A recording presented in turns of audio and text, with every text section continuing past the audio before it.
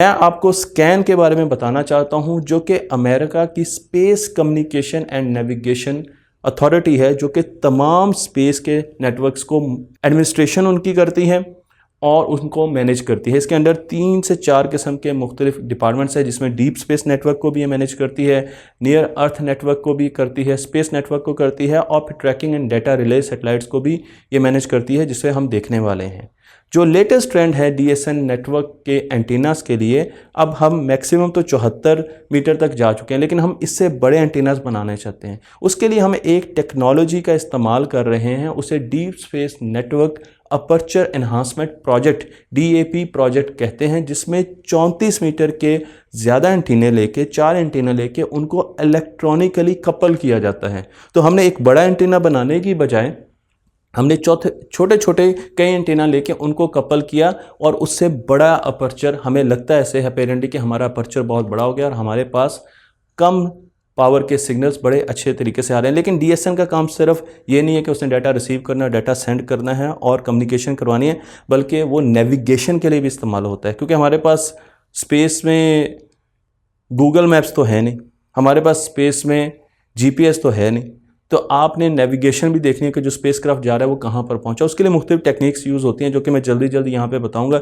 सबसे पहली technique navigation के लिए यूज़ होती है रेंजिंग। उसमें हम स्पेसक्राफ्ट के लिए पर एक पल्स फेंकते हैं, एक सिग्नल भेजते हैं इलेक्ट्रोमैग्नेटिक वेव का रेडियो वेव्स में, वो जाता है, जाके टकराता है और वापस आता है। जब वो वापस आता है तो टाइम नोट किया जाता है और ड्यूरेशन देखी जाती है कि पल्स भेजी कितनी देर बाद वापस आई, और उससे जो हम उस स्पेसक्राफ्ट की लोकेशन निकाल सकते हैं कि वो कहाँ पर है, वो 16 से 33 फीट एरर के साथ निकाल सकते हैं।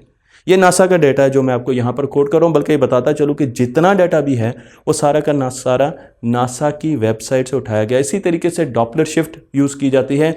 उसमें हम जो स्पेसक्राफ्ट हमसे जा रहा होता है दूर, क्योंकि वो मूविंग है और वो दूर जा रहा है, वो एक सिग्नल प्रोड्यूस करता है नॉन फ्रीक्वेंसी का। लेकिन जब वो हमारे पास आता है, क्योंकि स्पेसक्राफ्ट हमसे दूर जा रहा है या पास आ रहा है, तो उसकी फ्रीक्वेंसी में शिफ्ट आती है, जिसे डॉपलर शिफ्ट कहा जाता है। मैं इस पर बहुत सी वीडियोस बना चुका हूँ और उसको डिटेक्ट करके हम अंदाज़ा लगा सकते हैं कि ये स्पेसक्राफ्ट इस वक्त कहाँ पर है।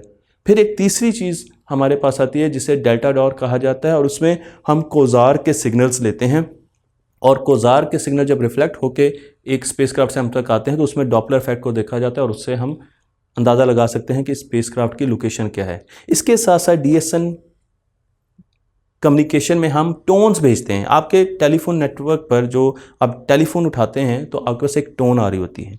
इसी किस्म की 128 डिफरेंट फ्रीक्वेंसीज़ की टोन्स भेजी जाती हैं रोवर्स को, लैंडर्स को, कि उन्होंने क्या काम करना है। मसलन एक टोन, ख़ास किस्म की टोन जब फ्रीक्वेंसी की हम भेजते हैं तो लैंडर को पता चल जाता है कि उसने पैराशूट खोलना है, ये कमांड है उसके लिए, तो वो फ़ौरन पैराशूट खोल देता है। इसी तरीके से जब दूसरी फ्रीक्वेंसी की टोन भेजी जाती है तो उसको पता है कि अब उसने एयर बैग को इन्फ्लेट करना है। तो इस किस्म की कमांड्स भी DSN के ज़रिए भेजी जाती हैं। लेकिन मैंने आपको अब कुछ लेटेस्ट ट्रेंड्स बताने हैं कि DSN में आगे क्या इंप्रूवमेंट्स आ रही हैं। एक जो हिस्सा DSN का बहुत अहम है वो है tracking data relay satellites. Relay satellites ज़मीन के गिर्द घूम रही होती हैं, रिले सैटेलाइट इस वक्त मार्स के गिर्द घूम रही हैं, और इनका काम क्या होता है? इनका काम ये होता है कि कम्युनिकेशन इन्होंने देनी है, कम्युनिकेशन नेटवर्क बनाती हैं। इस वक्त हमारी ज़मीन के गिर्द नासा की 10 रिले सैटेलाइट्स 35,000-36,000 किलोमीटर के एल्टीट्यूड पर घूम रही हैं। अगर हबल टेलीस्कोप ने भी अपना डाटा भेजना है तो वो डायरेक्टली ग्राउंड स्टेशन को नहीं भेजेगी, वो पहले एक रिले सैटेलाइट को भेजेगी। अगर उस रिले सैटेलाइट का ग्राउंड स्टेशन के साथ लाइन ऑफ साइट है, क्लियर है, बिल्कुल बीच में किसी किस्म के बादल नहीं है, कोई किसी किस्म की कंफ्यूजन नहीं है, किसी किस्म का सिग्नल कम नहीं हो सकता, तो वो फ़ौरन उसको डाटा भेज देगी। लेकिन फ़र्ज़ किया कि बीच में किसी किस्म की रिस्ट्रिक्शन है तो वो एक और रिले सैटेलाइट को सिग्नल भेज देगी, और अगर उसका लाइन ऑफ साइट बनता है तो वो ग्राउंड स्टेशन को डाटा भेज देगी। तो रिले सैटेलाइट्स का बहुत ज़्यादा इस्तेमाल होता है, जो कि आपको आगे भी बताया जाएगा। रेडियो बैंड को हम बहुत ज़्यादा इस्तेमाल करते हैं, रेडियो बैंड को इस्तेमाल करना है, लेकिन अब आहिस्ता आहिस्ता हमने हायर फ्रिक्वेंसी की तरफ जाना है, क्योंकि रेडियो बैंड के कुछ फ़ायदे हैं तो कुछ नुकसानात भी हैं। अगर हम रेडियो बैंड को देखें जो कि हम यूज़ कर रहे हैं, तो स्पेस नेटवर्क्स के लिए जो बैंड यूज़ किया जाता है वो ज़्यादातर UHF और SHF बैंड में होता है। UHF का मतलब अल्ट्रा हाई फ्रिक्वेंसी, दोनों रेडियो बैंड का हिस्सा हैं, छोटे सब बैंड्स हैं, और SHF का मतलब है सुपर हाई फ्रिक्वेंसी। आप यहाँ पर देख सकते हैं कि सुपर हाई फ्रिक्वेंसी या SHF को फर्दर हमने छोटे छोटे बैंड्स में तोड़ा है। और इन बैंड्स को वो लोग जानते हैं जो बचपन में डिश एंटीना सेट करते रहे, क्योंकि इन बैंड्स की फ्रीक्वेंसी को हमने लॉक करना होता है। तो आपको यहाँ पर सी बैंड भी नज़र आ रहा है, आपको एक्स बैंड भी नज़र आ रहा है, आपको के यू बैंड भी नज़र आ रहा है। एक्स बैंड में बहुत ज़्यादा कम्युनिकेशन की जाती है SHF में, और हम UHF बैंड में भी कम्युनिकेशन करते हैं। तो एक्स बैंड और UHF बैंड इनमें बहुत कम्युनिकेशन होती है।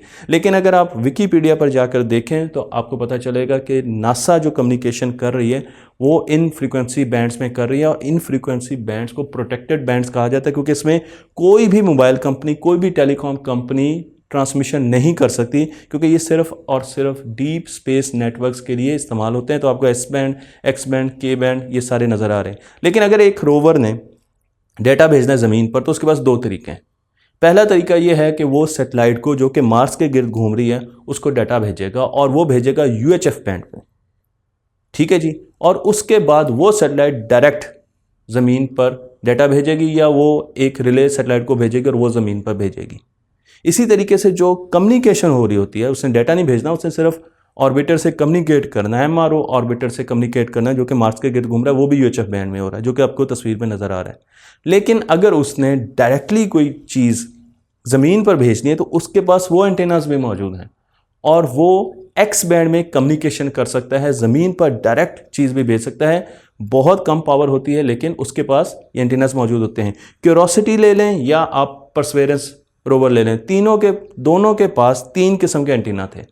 इसलिए मैं वो एंटीना यहाँ पे डिस्कस करने जा रहा हूँ। पहला एंटीना है UHF एंटीना, इसे UHF ultra high frequency antenna कहते हैं। आपको इसकी तस्वीर मैंने यहाँ पर दिखा दी है, और इसके ज़रिए हम जो डाटा ट्रांसमिशन करते हैं वो 400 मेगाहर्ट्ज़ की फ्रीक्वेंसी पर जाता है, रेडियो वेव की बात कर रहा हूँ। और इसी तरीके से जो डाटा रेट है वो 2 मेगाबिट्स पर सेकेंड इसका डाटा रेट होता है। तो इसके ज़रिए हम सैटेलाइट के साथ कम्युनिकेशन करते हैं।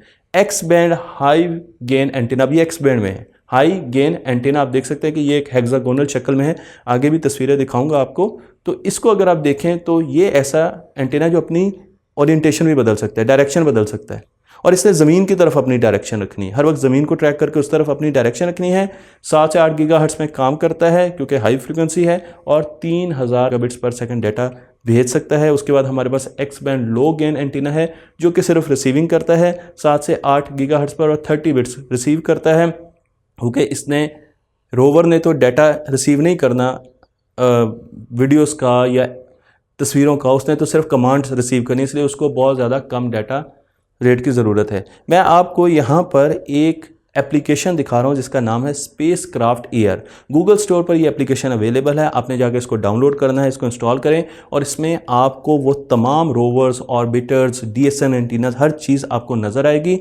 3D मॉडल्स ऑगमेंटेड रियलिटी पर बेस करती हुई एक एप्लीकेशन है, और आपको वो सारी चीज़ें नज़र आएंगी जो मैं आपको यहाँ पर बता रहा हूँ। तो आपने इसको देखना और इसमें एंटीनास को तलाश करना है ताकि आपको पता चले एंटीनास कहाँ है। या अगली स्लाइड को, इस स्लाइड को रोक लें और मुझे बताएं कि यहाँ पर एक्स बैंड के कितने एंटीनास हैं, हाई फ्रिक्वेंसी और लो गेन एंटीना कहाँ पर है, हाई गेन और लो गेन एंटीना कहाँ पर है, फिर आपके पास UHF एंटीना कहाँ पर है। तो आपने थोड़ी देर पॉज करना है और देखना है ताकि आपको एंटीना के बारे में पता चल जाए। क्यूरोसिटी और पर्सी रोवर में एक ही किस्म के एंटीनाज यूज़ हुए हैं। जो एंटीना ज़मीन के साथ कम्युनिकेशन करते हैं वो सिर्फ 1% कम्युनिकेशन करते हैं, बहुत अहम हालात में वो कम्युनिकेशन करते हैं, लेकिन ज़्यादातर कम्युनिकेशन 99% कम्युनिकेशन UHF बैंड में हो रही होती है, और वो सैटेलाइट के ज़रिए ज़मीन तक हो रही होती है। रेडियो बैंड के कुछ रेडियो इलेक्ट्रोमैग्नेटिक वेव्स के कुछ कमियां हैं, कुछ पॉजिटिव हैं।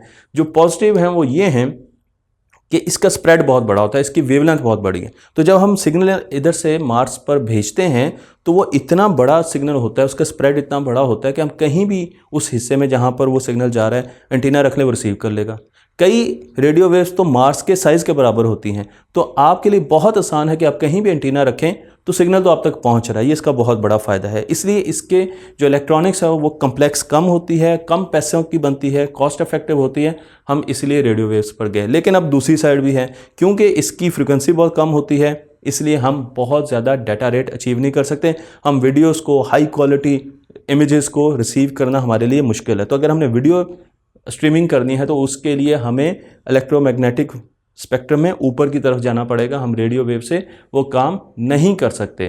तो ये इसके डाउन साइड्स हैं। तो मैं आपको यही चीज़ दिखा रहा हूँ कि अगर हमने बेहतर करना है तो हमें रेडियो वेव से इंफ्रारेड, ऑप्टिकल बैंड, या माइक्रोवेव बैंड में जाना पड़ेगा। और जब हम जाएंगे तो अब हमने रिसर्च करना शुरू कर दिया है, नासा ने रिसर्च करना शुरू कर दिया ऑप्टिकल बैंड पे, लेजर्स पर। लेजर्स का फ़ायदा ये होता है कि उसमें कोहेरेंट लाइट होती है, आइडियल कोहेरेंट तो नहीं होती, लेकिन लाइट का स्प्रेड बहुत कम होता है, लाइट कंसंट्रेटेड होती है, डाइवर्जेंस नहीं होती। इसलिए जब आपने सिग्नल एक जगह से दूसरी जगह भेजना है तो सिग्नल में लॉसेज नहीं होने, ये बहुत अहम है। रेडियो वेव्स में बहुत ज़्यादा लॉसेज होते हैं। इसी तरीके से अब आप डेटा रेट ज़्यादा भेज सकते हैं, आप वीडियो स्ट्रीमिंग कर सकते हैं, इंटरफेरेंस नहीं होती ऑप्टिकल, रोशनी में इंटरफेरेंस नहीं होती, सिग्नल्स में इंटरफेरेंस नहीं होती। लेकिन इलेक्ट्रोमैग्नेटिक इंटरफेरेंस बहुत ज़्यादा होती है, क्योंकि हमारे पास ज़्यादातर गैजेट ज़मीन पर इलेक्ट्रोमैग्नेटिक वेव्स पर बेस्ड हैं, ऑप्टिकल गैजेट कम है, इसलिए इंटरफेरेंस का सवाल कम पैदा होता है। लेकिन अब इसकी भी डाउन साइड है, और वो डाउन साइड ये है कि क्योंकि आपका जो स्प्रेड है वो बहुत कम है, तो प्रिसाइज एंटीना आपको डिज़ाइन करने पड़ेंगे। आपको एंटीना उस जगह पर लेके आना पड़ेगा जहाँ पर आपका सिग्नल जा रहा है, और बहुत ज़्यादा कॉस्टली नेटवर्क होता है। नासा इस पर जा रही है, नासा अपना पूरा एक सिस्टम डिज़ाइन कर रही है जो कि लेज़र कम्युनिकेशन रिले डिमॉन्स्ट्रेशन कहलाता है, और इसकी बेसिस पर हम 2021 में ज़मीन के गिर्द घूमते हुए रिले सैटेलाइट से ऑप्टिकल कम्युनिकेशन करने वाले हैं। हम ऑप्टिकल डेटा को रिसीव करेंगे और फिर उसे सेंड करेंगे DSNs पर। तो ये एक एक्सपेरिमेंट होने वाला है, और उसके बाद फिर इसको मार्स तक लेके जाया जाएगा। इस एक्सपेरिमेंट का जो बैंडविड्थ इंक्रीज़ है वो 10 से 100 टाइम्स ज़्यादा होगी रेडियो वेव से। तो आहिस्ता आहिस्ता हमारे पास बैंडविड्थ बहुत ज़्यादा इंक्रीज़ होने वाली है। अब आप एज्यूम करें कि वॉयजर जो हमें सिग्नल भेज रहा है, वो सिग्नल डिजिटल वॉच की घड़ी से, डिजिटल वॉच के सेल से 20 बिलियन टाइम्स कमज़ोर है, और उसको रिसीव करना है। तो उसके लिए तो हमें बहुत बड़े एंटीनास चाहिए। लेकिन अब हम आहिस्ता आहिस्ता जो अगली हमारी इस किस्म की जो मिशंस होंगे उनको ऑप्टिक्स पर, ऑप्टिकल कम्युनिकेशन की तरफ लेके आएंगे, और उनको ऑप्टिकल कम्युनिकेशन पर डिज़ाइन करेंगे। तो 2021 में इसका तजर्बा होने वाला है। और ये हमारा एक ओवरव्यू था DSNs का, डीप स्पेस नेटवर्क्स का। आपको जो एप्लीकेशन बताई गई है और जो वेबसाइट बताई गई है, आपने जाना है, उसको सर्च करना है, उससे खेलना है, ताकि आपको और चीज़ों के बारे में भी इल्म हो। तख्ती ऑनलाइन को लाइक कीजिए, शेयर कीजिए, और इस वीडियो के बारे में कमेंट्स में ज़रूर बताइएगा कि इसकी रिसर्च जो नासा से की गई है, बहुत ज़्यादा पढ़ा गया, वो आपको कैसी लगी।